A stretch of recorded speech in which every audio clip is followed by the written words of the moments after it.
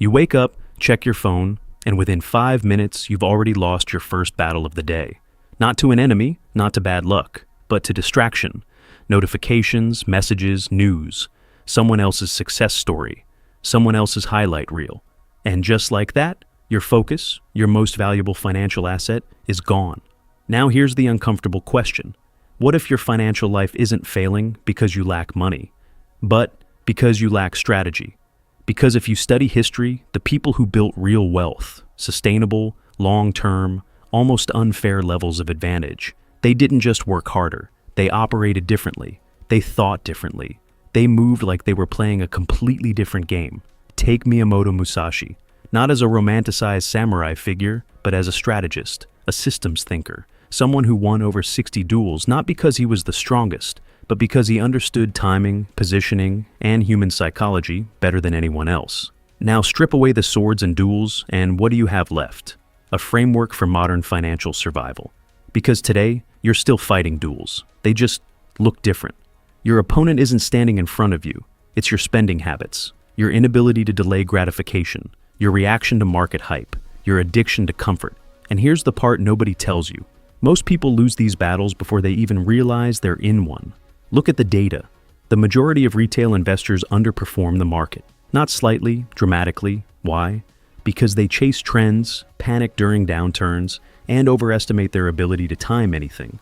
Meanwhile, the system quietly rewards patience, discipline, and emotional control. But those traits, they're rare. Credit card debt keeps rising globally. Savings rates fluctuate wildly with economic sentiment. And despite unlimited access to financial education, most people repeat the same mistakes over and over again. So, what's really going on here? It's not a knowledge problem, it's a behavioral one. You don't lose financially because you don't know what to do. You lose because, under pressure, you don't do what you know. And that's exactly where Musashi's mindset becomes dangerously relevant. Because he didn't just train his sword arm, he trained his mind to stay calm, precise, and intentional when it mattered most. Now, imagine applying that to your money. Imagine treating every financial decision like a duel that actually matters. Because it does. You've been told that building wealth is about knowledge. Learn about stocks, understand real estate, follow the markets, stay updated. But if that were true, the most financially successful people would be the ones consuming the most information. They're not. In fact, overconsumption is often the exact reason people stay stuck. Think about it. Every day you're exposed to hundreds of financial signals, market news, social media, takes, once-in-a-lifetime opportunities. And each one demands a reaction. Buy this, sell that, panic here, get excited there. It's chaos. And chaos destroys consistency. Musashi had a principle. Do not let your mind be influenced by the opponent. In modern terms, don't let external noise dictate your internal decisions. But that's exactly what happens in finance. When markets rise, people feel invincible. When they crash, people feel doomed. And both emotions lead to the same outcome: bad decisions at the worst possible time. This isn't theory, it's been studied repeatedly in behavioral finance. Investors systematically buy high and sell low, not because they're irrational, but because they're human. Fear and greed aren't bugs in the system, they are the system. And the financial world knows this. Why do you think trading apps are designed like games? Bright colors, instant feedback, constant updates. It's not accidental. It's engineered to keep you engaged, reactive, emotional. Because the more you act impulsively, the more the system profits.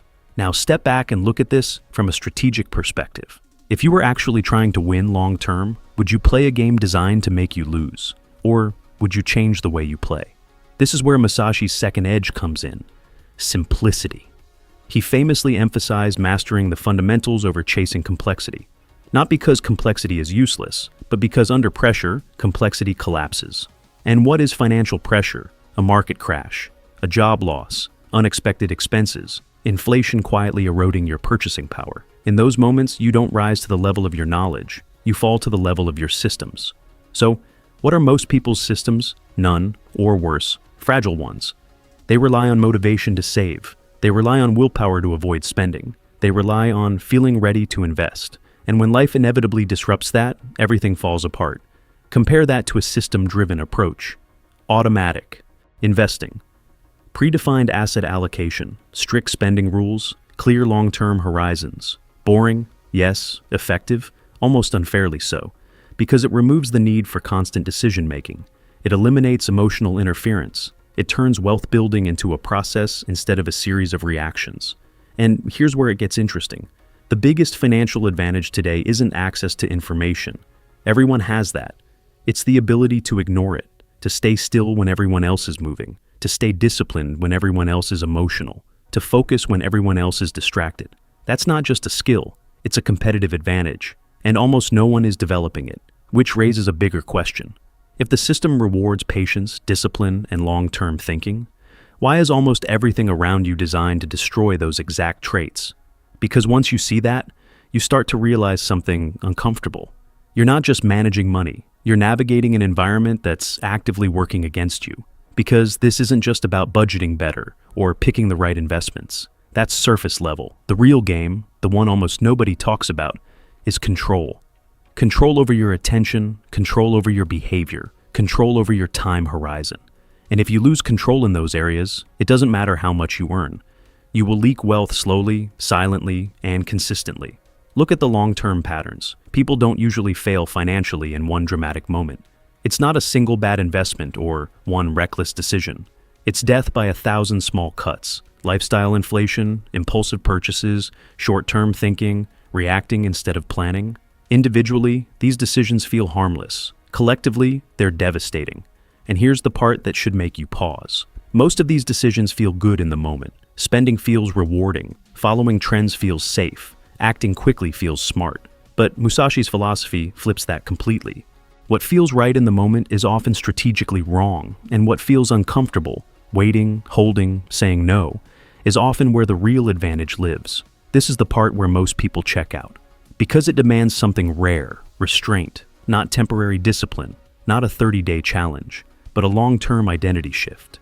You stop seeing money as something to consume, and start seeing it as something to deploy. You stop asking, "Can I afford this?" and start asking, "What is this costing me in future options?" Because that's what wealth really is. Options. The ability to walk away. The ability to wait. The ability to act when others can't. And those options don't come from chasing more. They come from protecting what you already have and compounding it intelligently over time. Now, here's where it gets slightly uncomfortable again. The financial industry doesn't really benefit from you becoming this person. A patient investor doesn't trade often. A disciplined spender doesn't carry high-interest debt. A long-term thinker isn't easily influenced by trends or fear-based headlines. In other words, the more Musashi-like you become, the less profitable you are to the system. So everything around you nudges you in the opposite direction. Faster decisions, bigger risks, more consumption, more noise. And if you don't consciously resist that, you don't just drift. You get pulled, slowly, predictably, and almost invisibly. But here's the upside, and it's bigger than most people realize. Because the bar is so low, even a small shift in behavior creates a massive gap over time. If you can stay invested when others panic, you win. If you can avoid unnecessary debt, you win. If you can consistently save and compound without interruption, you win. Not immediately, not dramatically, but inevitably. That's the part people struggle with. There's no cinematic moment, no instant payoff, no visible duel, just quiet, consistent execution, which is exactly why it works, because most people won't do it. So if you take anything from this, let it be this. You are already in the arena. Every financial decision you make, every swipe, every investment, every delay is a move. The question is not whether you're playing the game, it's whether you're playing it like everyone else, or like someone who actually intends to win.